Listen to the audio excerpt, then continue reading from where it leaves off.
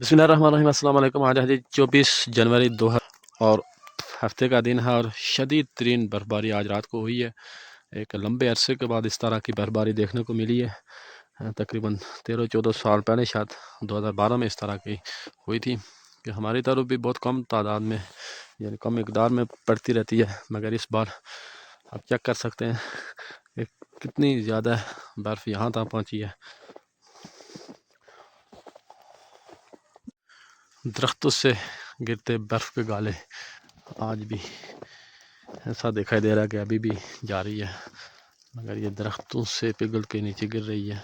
खूबसूरत नज़ारे हैं और माहौल ठंडा ठार, धूप भी निकली हुई है, आसमान बिल्कुल साफ़ है। ये जो मौसम नज़ारे होते हैं असल में यही कश्मीर को जन्नत नज़ीर का लक़ब दिलवाते हैं। ये आप दरख्तों के ऊपर चेक करें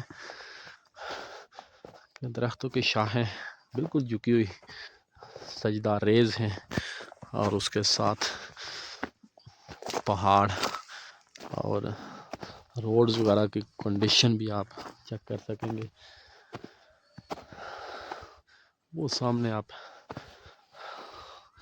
टोपा रियाड़ा रावला कोट के साइड के नज़ारे चेक करें, वहाँ तो कई कई फीट तक पहुँच चुकी होगी। माशाल्लाह क्या खूबसूरत नज़ारे, ये चेक करें, सुभान अल्लाह। ताज़ा बर्फबारी जो रात को हुई है